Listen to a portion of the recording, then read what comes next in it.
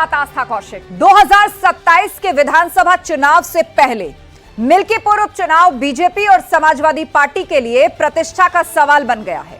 बीते उपचुनाव में 9 में से 6 सीटों पर जीत दर्ज करने के बाद बीजेपी उत्साहित है और हर हाल में मिल्कीपुर भी जीत दर्ज करना चाहती है।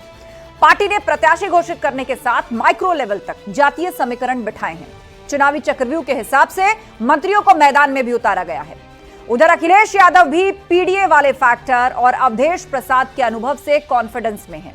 दोनों ही तरफ से जीत के दावे हैं, लेकिन सवाल यह है कि चुनावी चक्रव्यूह में आखिर किसका मिल्कीपुर। इसी सवाल के इर्द गिर्द करेंगे आज की महाबहस। पहले ये रिपोर्ट देखिए।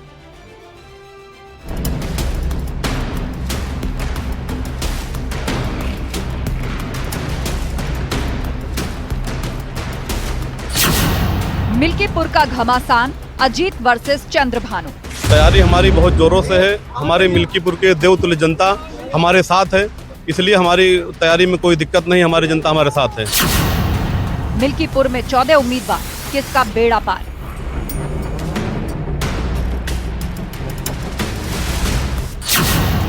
योगी का मिशन जीत या अखिलेश बचाएंगे सीट। मिल्कीपुर की पूरी तैयारी है।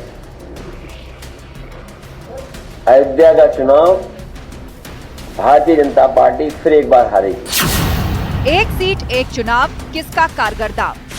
भारतीय जनता पार्टी मिल्कीपुर उपचुनाव में प्रचंड बहुमत से जीते, इसके लिए सरकार और संगठन मिलकर काम कर रहे हैं। चुनावी चक्रव्यूह, कौन जीतेगा मिल्कीपुर।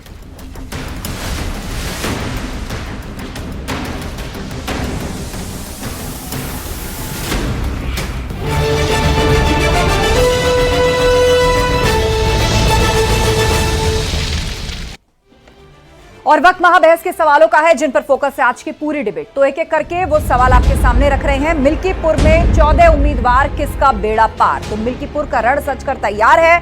ज्यादातर उम्मीदवार जो हैं वो अपना नॉमिनेशन फाइल कर चुके हैं। मिल्कीपुर में 14 उम्मीदवार हैं कुल मिलाकर। अब किसका बेड़ा पार होगा, ये सब जनता के हाथ में है। योगी का मिशन जीत या अखिलेश बचाएंगे सीट। बीजेपी हो या समाजवादी पार्टी, दोनों के लिए अयोध्या की जो मिल्कीपुर सीट है वो प्रतिष्ठा का प्रश्न बनी हुई है। तो किसकी जीत होगी। चुनावी चक्रव्यूह, कौन जीतेगा मिल्कीपुर, ये आज का बड़ा सवाल है। और चर्चा के लिए हमारे साथ गेस्ट पैनल जुड़ चुका है।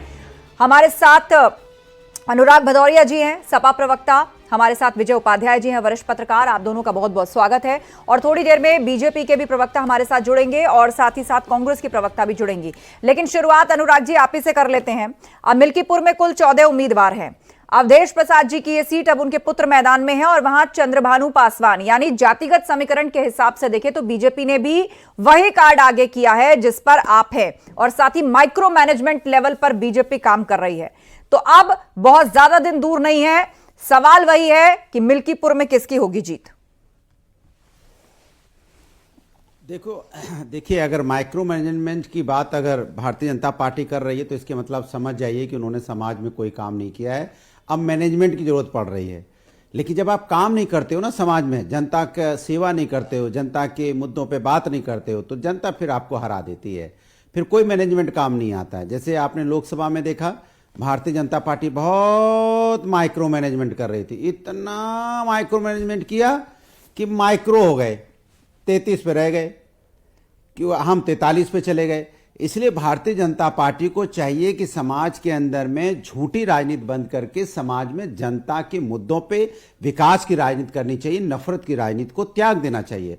समाजवादी लोग क्या करते हैं, हम विकास की राजनीति करते हैं, समाज को आगे ले जाने की बात करते हैं, हम यूथ के भविष्य की बात करते हैं, महिला समस्या के समाधान के लिए हम संघर्ष करते हैं, किसानों की बात करते हैं, इंफ्रास्ट्रक्चर कैसे अच्छा बने, कैसे मजबूत हो, समाज कैसे विकास के रास्ते पे चले, इसकी बात करते हैं ना। इसलिए जनता हमें चुनती है, जनता मुझे आशीर्वाद देती है। अच्छा, हम लोग तो प्रभु के आचरण और आदर्श को अपनाने वाले लोग हैं।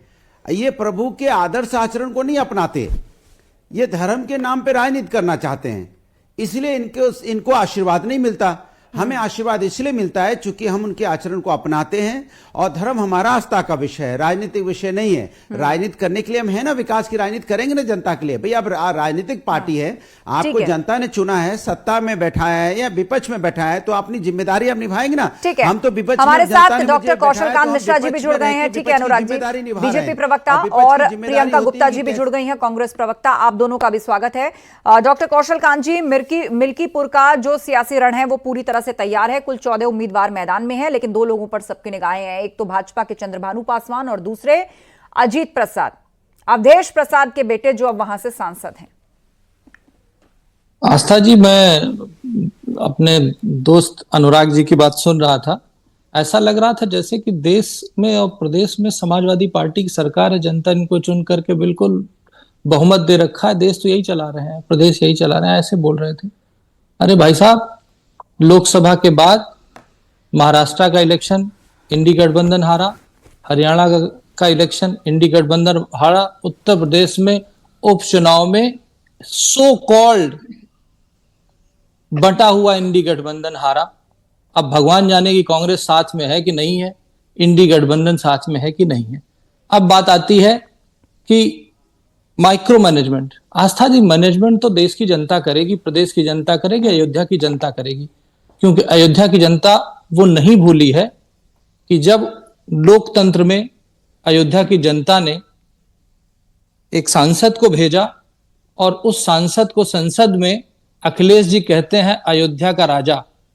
अयोध्या का राजा तो सिर्फ एक हुआ है, अनंत काल से अनंत काल तक रहने वाले राजा श्री राम।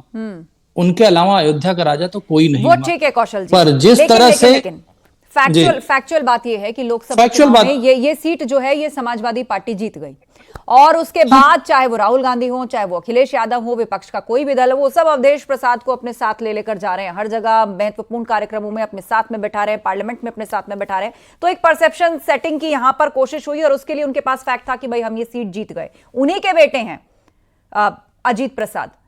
आप उनका भी सियासी अनुभव है, वो वहां से सांसद हैं, पूर्व में विधायक भी रह चुके हैं, जातीय समीकरण भी उनके साथ है क्योंकि वो वहां से चुने गए हैं। समाजवादी पार्टी का परिवार डेवलपमेंट अलायंस, जो जिसको आप पीडीए कहते हैं, उसी का एक आउटकम है ये आने वाले दूसरे पासवान साहब, जो पारिवारिक परंपरा को आगे बढ़ाते हुए जिस तरीके से समाजवादी पार्टी को पीडीए में कोई और नहीं मिला, इनके अपने परिवार का ही एक नेता मिला। ये तो समझने की बात है, और प्रदेश की जनता और मिल्कीपुर की जनता ये ध्यान रखेगी और जरूर बताएगी कि उन्होंने जो काम किया था उसके बाद जिस तरह से आज तक इंडी गठबंधन के लोग राम मंदिर में दर्शन करने नहीं आए, अयोध्या में दर्शन करने नहीं आए। अरे अभी तो महान कुंभ चल रहा है, वहां पे भी दर्शन नहीं करने गए, जाकर के पुरानी फोटो डाल दी है हरिद्वार की, वो फोटो डाल करके इस तरह की जो दिखावे की राजनीति करते हैं और चुनावी फायदे के लिए हिंदू बनने की कोशिश करते हैं, ऐसे इंडी गठबंधन के लोगों को मिल्कीपुर की जनता उचित जवाब देगी। आप देखिए भारतीय जनता पार्टी के प्रवक्ता की मानसिकता। अब आप देखिए हरिद्वार में गंगा को भी मानने को तैयार नहीं है। मतलब समाजवादी पार्टी ने हरिद्वार के गंगा में राष्ट्रीय अध्यक्ष ने जी ने स्नान क्या किया, क्या आप हरिद्वार को ही नकारने लग गए? आप भूल गए हरिद्वार आस्था का विषय है, वहां पे लोगों की बहुत आस्थाएं हैं। अपमान मत कीजिए हरिद्वार का, गंगा मां का अपमान मत कीजिए। कम से कम आपको समाजवादी पार्टी से नफरत हो सकती, मैं मानता हूं, लेकिन आप हरिद्वार से तो नफरत मत कीजिए ना। हमसे नफरत करते करते आप गंगा मां से, हरिद्वार से नफरत करने लग गए। अरे हमने तो आपसे बोला कि हम तो वो लोग हैं जो प्रभु को कण कण में मानते हैं, प्रभु को हर जगह मानते हैं। यही आपकी मेरी सोच में फर्क है। अनुराग जी हरिद्वार की गंगा को आपको शायद पता नहीं कि जो 2013 में सबसे, रुकिए मैं आपके बीच में नहीं बोला, मेरी बात पूरी नहीं हुई। 2013 में समाजवादी पार्टी की सरकार में महाकुंभ हुआ था, याद है आपको? कितना भव्य हुआ था। और आप मुझसे सवाल पूछ रहे कुंभ जाएंगे कि नहीं जाएंगे। अरे हमने महाकुंभ करवाया था, आपने कहा ना जो उसमें 12 से 13 करोड़ लोग आए थे, स्नान किया था। प्राण प्रतिष्ठा के बाद विपक्षी दलों की लीडरशिप वहां नहीं गई है ना, वो तो 500 साल बाद हुआ था। महाकुंभ में एक आयोजन करना ठीक है, आपकी प्रशासनिक जिम्मेदारी है, लेकिन बतौर श्रद्धालु आप जाएंगे? आस्था जी जवाब दे दूं? बोलिए। देखिए हम लोग तो हमेशा से इस चीज को मानने वाले लोग हैं और जरूर जाएंगे, क्यों नहीं जाएंगे। लेकिन सवाल भारतीय जनता अनुराग पार्टी जी से पूछा जाएगा। अनुराग जी जवाब कि आप जवाब उसके आप किसी भी चीज को राजनीति में क्यों घसीटते हैं? भाई हम जाएंगे, हम लोग तो जाते रहे, कोई पहली बार थोड़ी है कि जाएंगे। ये अनुराग जी जाएगा कि हम जाएंगे कि नहीं जाएंगे। सोचिए, मैं अनुराग पूछता हूं बीजेपी वाले जाएंगे कि नहीं जाएंगे? इनसे बोलिए कौशल जी, जवाब जाएंगे दीजिए। इनके जो बैठे हुए हैं। कौशल अरे जी, अनुराग जी, अब जवाब तो सुन लीजिए। बोलिए कौशल जी। बात ये नहीं है, 144 साल बाद रुक जाइए। एक ऐसा मुहूर्त आया है जिस समय कुंभ में जाएंगे कि नहीं जाएंगे, हाँ या ना बताइए। एक सेकंड अरे, अनुराग जी, कुंभ में जवाब ले जाएंगे। लीजिए, जवाब ले लीजिए। आपसे हाँ, बोलिए मुलाकात कौशल वही कांत जी। करेंगे। आपकी आवाज जा रही कौशल जी, आप बोलिए। हमारा वहां पर शिविर लगा हुआ है। नहीं चलिए, अब जाएंगे। उसकी बाद में करेंगे, हमारी बात नहीं करनी अरे है, शिविर बात लगा सच्चाई हुआ की है, करनी जाएंगे है। कि नहीं जाएंगे बताइए। 144 शिविर तो पूरा देश का, पूरा प्रदेश का लगा हुआ है। हम सब अनुराग जी, सबका क्या शिविर मैं लगा हुआ है। क्या मैं आपको आप जवाब जाएंगे दे कि नहीं सकता हूं? जाएंगे बताइए। मैं तो जाऊंगा ही, मैं तो नहीं, होके हाँ भी ना आ बताइए, गया, जाएंगे कि फिर नहीं जाएंगे? जाएंगे। अरे सर, अब जवाब तो कहाँ होके आ सुने। गए? अनुराग फोटो जी, आप क्यों टोक रहे हैं उनको दिखाइए बीच में? कहाँ उनकी होके जवाब आ तो गए? सुन लीजिए ना। फोटो दिखाइए। कौशल कहाँ जी, होके आ आपकी गए? आवाज जा रही है, आप अपना जवाब दीजिए। अनुराग जी, 144 साल के दिखाइए बाद ना, कब जब होके पूरा आए? देश, पूरा विदेश, ना, लोगों आप कब की होके आए? हुजूम फोटो दिखाइए। जिस ठीक है। तरीके से फोटो दिखाइए कब होके आए? जिस तरह से अरे फोटो पूरा दिखाइए कब होके आए? हम एक आस्था minute ji, Anurag ji, please, पलट के दिस इज सवाल नॉट आपके ऊपर आ डन। जाएगा। मैं आपको अलग से भेज दूंगा, आस्था जी आपको भेजूंगा, आप इनको भेज दीजिएगा। अलग ठीक? से क्यों भेजेगा? आप दिखाइए। अरे मैं अखिलेश कोई यादव किसी को नहीं भेजने वाला हूँ, कौन मैं होता है? अखिलेश यादव सबके लिए नहीं हूँ। दरवाजे खुले हैं। फेसबुक पे अखिलेश जाना यादव जाए, नहीं हूँ मैं। जिसको जाना जाए। और ये डिबेट इस पर नहीं ना कि अपनी अनुराग- फोटो दिखाइए। अनुराग जी, विषय आया क्योंकि खबर आई प्रियंका गांधी और राहुल गांधी जा सकते हैं, तो मैंने पूछ दिया। प्राण प्रतिष्ठा में तो अनुराग न्योता की जी- बात भी नहीं गए थे, तो कुंभ में जाएंगे अरे कहीं तो से, तो वो अनुराग कोई सियासी या भाजपा का आस्था आयोजन जी, नहीं कह रहे पूछने की हैं। बात एक कर रहा हूं। सेकंड पीसीआर, इस तरह बहस नहीं चलेगी। मैं जिसका नाम सवाल लूंगी उसकी पूछा बात जाएगा। सुनाई जाएगी। 20 सेकंड कौशल कांत जी। आस्था जी, मैं कोई अखिलेश यादव नहीं हूं जो अपनी फोटो दिखा के अपने हिंदू होने का प्रमाण देता रहूं। जिसको देखना हो जाकर के देख सकता है, पहली चीज। दूसरी चीज, 144 साल बाद जब कुंभ का आयोजन हो रहा, पूरे विश्व के लोग कुंभ की तरफ आ रहे हैं, प्रयाग के त्रिवेणी के संगम में आ रहे हैं, तब ये जाकर के अगर हरिद्वार में बात स्नान करेंगे तो ये बात आती है। और आज तक राम मंदिर नहीं गए। तीसरी बात, इन्होंने कहा, इन्होंने कितना भव्य आंदोलन किया था 2013 में जो प्रयाग के कुंभ का आंदोलन किया था, उसमें टीपू ने, मुल्ला मुलायम सिंह जी के शहजादे टीपू ने किसको चुना था, जिम्मेदारी दी थी? चाचू आजम खान जी को जिम्मेदारी दी थी कुंभ का आयोजन करने के लिए। और उस कुंभ के आयोजन में हुआ क्या था कि उस समय 10 फरवरी 2013 को प्रयाग के स्टेशन पे भगदड़ मची, और भगदड़ मचने के बाद 42 से ज्यादा श्रद्धालुओं की जान गई। कितना महान अरेंजमेंट था।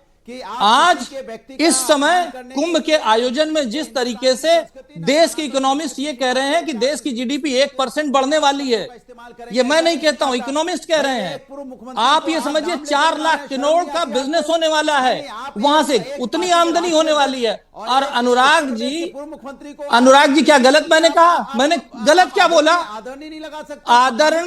आदरणीय मुल्ला मुलायम सिंह जी के शहजादे टीपू ने अपने चाचू आजम खान जी को कुंभ को मैनेज करने की जिम्मेदारी दी थी। इसमें दुख क्यों हो रहा है? उसमें देखिए, कष्ट क्यों बहस हो जो रहा है ना है? वो फैक्ट्स पर करिए। ऐसा नहीं लगना चाहिए कि अनुराग नहीं, तो मैं भदौरिया तो फैक्ट कौशल बोला। कांत जी को कुछ कह रहे हैं आस्था और जी, कौशल कांत जी अनुराग भदौरिया जी को कुछ कह रहे आस्था जी, हैं। बहरहाल मैंने तो हमारे बीच में फैक्ट 2 बोला। पैनलिस्ट और हैं, मैं आप दोनों को रोकना चाहूंगी क्योंकि इस पर हमें फुल स्टॉप लगाना पड़ेगा, फिर मैं लौटूंगी। आप दोनों अपनी अपनी बात रखिएगा। हमारे बीच में प्रियंका गुप्ता जी। अनुराग जी शांत हो जाइए, आवाज प्रियंका गुप्ता जी की जा रही है। प्रियंका जी, जवाब दीजिए इस बात का कि मिल्कीपुर में आपने पूरी तरीके से कांग्रेस के सामने घुटने टेक दिए हैं। विधानसभा चुनाव हुए, लोकसभा चुनाव हुए, उसमें खबर चर्चाएं तो आई कि कितनी सीट कांग्रेस एक्सपेक्ट कर रही है, कितनी मिलनी चाहिए, नेताओं के बयान भी आए, लेकिन यहां पूरी तरीके से आप समाजवादी पार्टी के पीछे खड़े हैं। देखिए, समाजवादी पार्टी के साथ हमारा गठबंधन था और उस गठबंधन में 2024 में चुनाव लड़ा। उसके बाद जो उपचुनाव था, उस उपचुनाव में भी हम गठबंधन के साथ ही रहे। हम पूरा समर्थन दे रहे हैं और समर्थन के तहत मिल्कीपुर सीट पे भी हम समर्थन दे रहे हैं। परंतु यहाँ भारतीय जनता पार्टी के प्रवक्ता जो कौशल कांत जी हैं, मैं उनको सुन रही थी। उन्होंने उनकी जो नफरत है, चाहे वो दलितों को लेकर हो, चाहे वो मुसलमानों को लेकर हो, जिस तरह से उन्होंने अपने वक्तव्य में जो है वहां के सांसद के बारे में कहा, अरे भाई, राजा कोई वो बुरी बात तो होती नहीं। राजा तो प्रजा की सेवा करने के लिए बना होता है। पर इन्होंने उस शब्द को इतना क्या कहते हैं, क्राइम जैसा यूज किया। तो मुझे लगता है कि पूरी तरीके से दलित विरोधी हैं। इसलिए इनको बहुत बुरा लगता है कि किसी दलित को अगर हम राजा कह देंगे तो वो बहुत बुरा लगेगा, क्योंकि दलित तो राजा हो ही नहीं सकता इनके हिसाब से। इन्होंने कहां दलितों पर आ गई? और कुंभ पर तो डिबेट भी नहीं, डिबेट मिल्कीपुर पर है। कुंभ पर तो हम 4-5 डिबेट कर चुके हैं, आगे और चर्चा करेंगे। आज तो मिल्कीपुर पे बात करें, उसका भी तो चुनाव आ रहा है ना। आप लोग कहाँ कुंभ और फिर कहेंगे कि राजनीति हो रही है कुंभ पर। मिल्कीपुर कहाँ आता है? अयोध्या में आता। मैं अयोध्या के सांसद की बात कर रही हूँ, तो आप कनेक्ट नहीं कर पा रही हैं उस चीज को। आप उसको कुंभ से कनेक्ट कर रही हैं, समझाइए। यहाँ हर कोई कुंभ के ही फंसाने। बेहतर है कि आप मुझे बोलने दें, और आप मुझे बोलने नहीं देंगे तो मुझे बुलाने से कोई फायदा नहीं होता। आप मुझे ये मत बताएं कि मैं कुंभ पर बात करूंगी कि मैं किस पर बात करूंगी। अब विषय पर रहिए ना। देखिए, समय कीमती है, आप सबको बराबर समय मिले। आप किसी को भी मुलायम और मुल्ला बोले तो भी आप सुन लेंगी बैठकर, तब आप नहीं टोकेंगी। नहीं, आप सबके ऑडियो खुले, आप सबके ऑडियो खुले, और इसको आप कोई चिढ़ भरा शब्द मत मानिए। वो खुद ही अपने आप को ऐसा संबोधित करते रहे। नहीं, मोदी जी तो जाते नहीं है। एक समय पर ये तमगा था। मोदी जी तो किसी के साथ, इसको आप ये मत समझिए कि ये कोई टीजिंग शब्द है। ये तो एक समय पर तमगा था। इसमें क्या दिक्कत है? ये तो खुद अपने आप को तमगा उन्होंने दे रखा था। जब भारतीय जनता पार्टी के प्रवक्ता कुछ भी अपशब्दों का इस्तेमाल करते हैं, कोई अनुराग जी अभी तक तो आप कुछ नहीं बोले। अभी तक तो आप कुछ नहीं बोले, लेकिन जैसे मिल्कीपुर पर डिबेट आई, जैसे राहुल गांधी और प्रियंका गांधी कुंभ जाएंगे कि नहीं जाएंगे उस पर डिबेट आई, एकदम से विषय सब इधर उधर हो गए। बताइए अपशब्द क्या है? अनुराग जी अपशब्द क्या बोला मैंने? अपशब्द बता दीजिए। आप अनुराग पार्टी के प्रवक्ता से अनुराग जी अपशब्द बता दीजिए। सवाल जब हो रहा है तो व्यक्तिगत हमले व्यक्तिगत हमले क्या हम लोग नहीं कर सकते? लेकिन हम राजनीतिक संस्कृति संस्कार व्यक्तिगत नहीं है। कौशल जी, इस पिक्चर को नीचे कर दीजिए, पिक्चर को नीचे कर दीजिए। आप खा चुके हैं और वैसे भी हमारा विषय नहीं है, वैसे भी हमारा विषय नहीं है। अरे भाई आस्था जी, मुझे ये बताइए, माननीय मुल्ला मुलायम सिंह जी के शहजादा टीपू अगर अपने चाचू आजम खान को 2013 के कुंभ की व्यवस्था देंगे तो उसमें मैंने गलत क्या कहा? नहीं, इस बहस को मिल्कीपुर पर रखिए, मिल्कीपुर पर रखिए। ठीक है, आप सभी शांत हो जाइए। हमारे साथ वरिष्ठ पत्रकार हैं, हमारे साथ वरिष्ठ पत्रकार है विजय उपाध्याय जी। मैं उनको चर्चा में लेकर आना चाहूंगी। विजय उपाध्याय जी, मिल्कीपुर के सियासी रण को आप किस तरीके से देख रहे हैं? एक तरफ अजीत प्रसाद हैं, पीडीए के फॉर्मूले पर समाजवादी पार्टी चली, लोकसभा में जीत मिली, लेकिन उपचुनाव में बीजेपी ने बढ़त बना ली। और दूसरी तरफ बीजेपी ने भी उसी समाज से आने वाले चंद्रभानु पासवान को आगे किया है। तो एक तरफ बीजेपी कह रही गुड वर्क और माइक्रो मैनेजमेंट, और दूसरी तरफ अवधेश प्रसाद, जाहिर सी बात है वो वहां से सांसद है, पूर्व में विधायक भी रह चुके हैं। तो ऐसे में ये मुकाबला बड़ा दिलचस्प होने वाला है। देखिए आस्था जी, एक तो मिल्कीपुर सीट ऐसी है जहां कैंडिडेट को ही इंपॉर्टेंस देती है वहां की जनता, क्योंकि कम्युनिस्ट पार्टी को 4 बार जिताया तो 3 बार बीजेपी को भी जिताया, जिसमें जनसंघ भी रही है। तो वो वहां विचारधारा का कोई ज्यादा रोल नहीं है, लेकिन कैंडिडेट का बहुत इंपॉर्टेंट होता है मिल्कीपुर की जनता के लिए। सुरक्षित क्षेत्र है, वहां सबसे बड़ी आबादी पासी समाज की है जो 55 से 60 हजार है। इसीलिए सपा ने भी और भाजपा ने, दोनों ने उसी कम्युनिटी से उम्मीदवार दिया। तीसरी पार्टी जो उत्तर प्रदेश में जिसपे सबकी निगाह है, आजाद समाज पार्टी, उन्होंने भी पासी समाज से ही कैंडिडेट दिया। इसकी वजह यही है कि सबसे बड़ी आबादी वहां पासी समाज है, और चूंकि सुरक्षित सीट है तो SC ST में से ही किसी को चुनाव मैदान में उतारना है। अब जो बेस वोट है दोनों पार्टियों के, वो करीब 1,20,000 दोनों के करीब बराबर हैं, बीजेपी के भी और समाजवादी पार्टी के भी। जीतने के लिए वोट जहां से चाहिए वो है अति पिछड़ा, अति दलित। फिर बात वही आ जाएगी, चलिए पीडीए में पिछड़ा, दलित और आधी आबादी, इनकी बहुत अहम भूमिका है। आधी आबादी मैं इसलिए कह रहा हूं कि AFR जो अल्पसंख्यक है वो तो ऑलरेडी सपा के साथ इंटैक्ट नजर आता है मिल्कीपुर में। तो लेकिन आधी आबादी जो है वो बहुत इंपॉर्टेंट रोल प्ले करेगी। और आप देखिए अभी चाहे महाराष्ट्र की बात हो, हरियाणा की बात हो, झारखंड की बात हो, इन सभी जगहों पे महिलाएं बहुत ज्यादा इंपॉर्टेंट रोल प्ले कर रही हैं। मध्य प्रदेश से ये चलन शुरू हुआ, खासतौर पे लाडली बहना योजना वगैरह की वजह से।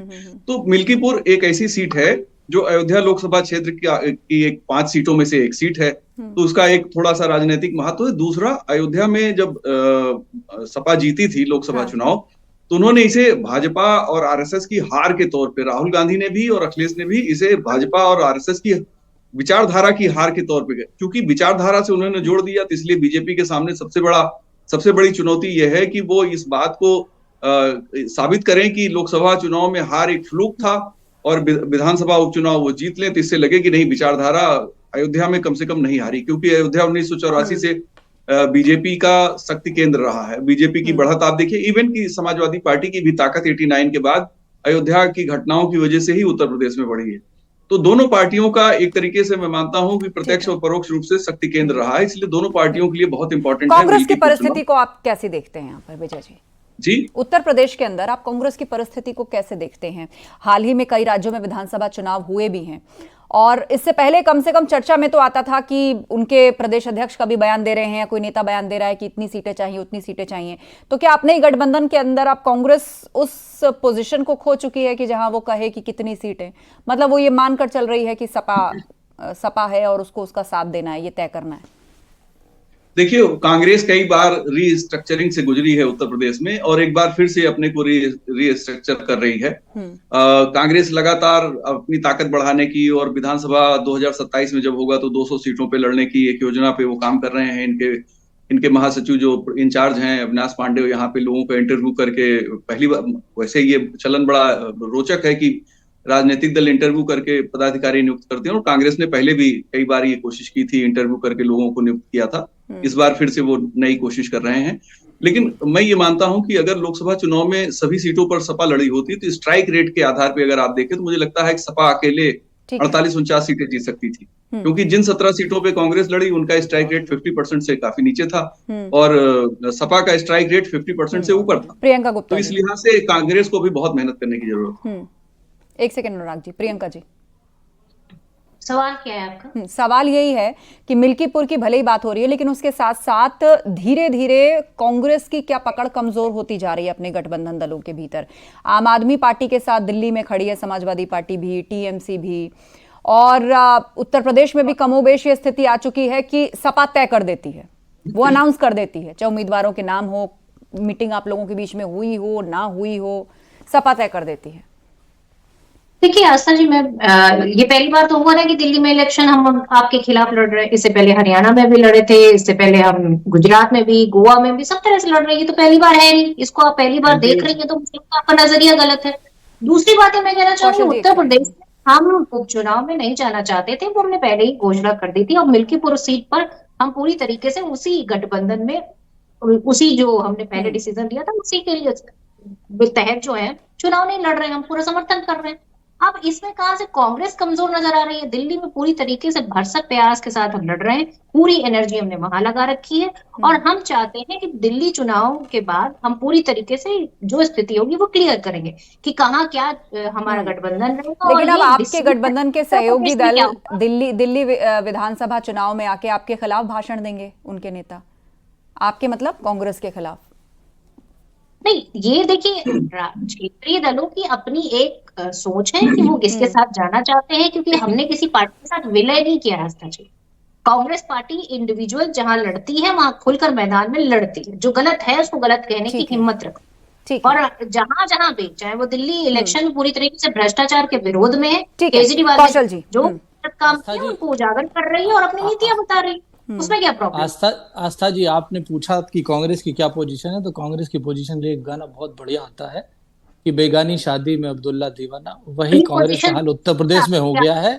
और इंडी गठबंधन का हाल तो ये कि कांग्रेस एक, इन्होंने खुद कहा ना, कांग्रेस एक अवसरवादी पार्टी है, उसे जहां अवसर मिलेगा, जो लोकल पार्टी उसके कंधे पे चढ़ करके अपना काम सीधा करेगी और जरूरत पड़ेगी तो देखिए जिस तरीके से इंडी गठबंधन की अगर हम बात करें तो इंडी गठबंधन जिस तरीके से कांग्रेस के खिलाफ अरविंद केजरीवाल के साथ दिल्ली में खड़ा हुआ है, इससे यह क्लियर होता है कि कांग्रेस का एटलीस्ट वर्तमान तो अभी नहीं है, भविष्य तो किसी का कोई बता नहीं सकता। वर्तमान समय में कांग्रेस की सिचुएशन बिल्कुल जो मैंने कहा कि बेगानी शादी में अब्दुल्ला दीवाना, और ये मिल्कीपुर के लिए बिल्कुल सटीक फिक्स होता है। उपलक्ष्य में आप कह रहे हैं कि दिल्ली के ये यूपी के उसमें कह रहे हैं, दिल्ली में भी इनका कोई अस्तित्व तो नहीं, लेकिन चुनाव तो कम से कम लड़ रहे हैं। किसी भी पॉलिटिकल पार्टी के लिए अपने अस्तित्व के लिए चुनाव लड़ना सबसे जरूरी होता है। इन्होंने उत्तर प्रदेश के उपचुनाव में सरेंडर कर दिया है। क्योंकि यही समाजवादी पार्टी के लिए कमलनाथ जी कहते थे अखिलेश कौन है, और अखिलेश जी इनके लिए कहते थे चिरकुट पार्टी है, चालू पार्टी है, और इसीलिए मोदी जी इनको कहते हैं और सभी जानते हैं कि ये परजीवी पार्टी है। आपको दूसरे को शोषित करके, दूसरे से न्यूट्रिशन लेकर के, कौशल जी ठीक है, अपनी सत्ता की। कौशल जी एक सेकंड, अनुराग जी बात रखना चाह रहे, बोलिए अनुराग जी। आस्था जी देखा भारतीय जनता पार्टी के प्रवक्ता का अपना चेहरा देख लिया। पहले तो जब हमने अयोध्या हरिद्वार की बात की तो हरिद्वार पे सवाल उठाने लगे, गंगा माँ पे। उसके बाद फोटो दिखा रहे हैं। अरे भैया ये हिंदुस्तान है, सनातन धर्म सभी धर्मों का सम्मान करता है। हमारे यहाँ सभी धर्मों का सम्मान होता है, चाहे कोई भी धर्म हो। हिंदुस्तान में चाहे मुस्लिम हो, चाहे सिख हो, चाहे ईसाई हो, चाहे जैनी हो, हम सब के यहाँ जाते हैं, सभी पर्व में शामिल होते हैं, सभी धर्मों का सम्मान करते हैं, सभी जातियों और धर्मों का सम्मान करने वाले लोग हैं, सभी वर्गों का सम्मान करने वाले लोग हैं। आप ऐसे फोटो दिखा रहे हो, हमने फोटो दिखाई क्या? हमने फोटो दिखाई क्या? आपके किसी नेता की फोटो नहीं दिखाई बाजार में जाते हुए या शामिल होते हुए रोजा में, रोजा अफ्तार में नहीं दिखाई ना। क्यों? क्योंकि हम इसलिए नहीं दिखाएंगे क्योंकि हम सभी धर्मों का सम्मान करते हैं, क्योंकि हम सनातनी है। अब आपके साथ मुझे दिक्कत है कि आप सनातन को मानते कि नहीं मानते, सनातन को पढ़ा है कि नहीं पढ़ा है। सनातन में आपने विवेकानंद जी ने जो शिकागो में बोला था, आपने सुना कि नहीं सुना? क्या कहा था उन्होंने? हम गर्व से कहते हैं हम हिंदू हैं, जिस समाज से, जिस देश से, जिस धर्म से आते हैं, वह धर्म सभी जातियों सभी धर्मों का सम्मान करने वाला है। हम तो वो भी हैं जो हमारे यहाँ शरणार्थी आते हैं, उनके भी धर्म का भी हम सम्मान करते हैं। हम वो लोग हैं जो लोग वसुधैव कुटुंबकम की बात करते हैं। हम तो वो लोग हैं, हम तो वो लोग हैं। उन्होंने ये भी कहा था जिस समाज के अंदर में नफरत और कट्टरपंथी पैदा हो जाती है, समाज नाश की तरफ जाता है। आप भी करते हैं, इसलिए आप सनातन पढ़िए, जानिए। आप नहीं जानते हो, इसलिए आप एक कैमरे में फोटो दिखाते हो। हम फोटो नहीं दिखाएंगे आपके नेताओं की, जिस तरह से आपने दिखाई अभी। ठीक है, समय खत्म हो रहा है, समय खत्म हो रहा है, लेकिन मिल्कीपुर का जो सियासी रण है वो पूरी तरीके से तैयार है और इस दंगल में पार्टियों ने भी अपनी अपनी चुनावी ताल ठोक दी। आप सभी मेहमानों का शुक्रिया इस चर्चा में शामिल होने के लिए। तो बीते उपचुनाव में 9 में से 6 सीटें जीत दर्ज करने के बाद बीजेपी उत्साहित है और हर हाल में मिल्कीपुर जीतना चाहती है। माइक्रो लेवल तक जातीय समीकरण पार्टी ने बिठाए हैं और चुनावी चक्रव्यूह के हिसाब से मंत्रियों को जिम्मेदारी भी दी गई है। वहीं अखिलेश यादव भी पीडीए वाले फैक्टर और अवधेश प्रसाद के अनुभव से कॉन्फिडेंस में। दोनों तरफ से जीत के दावे हैं, लेकिन सवाल यही है जिसका जवाब जनता के पास है, आखिर किसका मिल्कीपुर। महाबहस में इतना ही। खबरें जा रही हैं, बने रहिए हमारे साथ।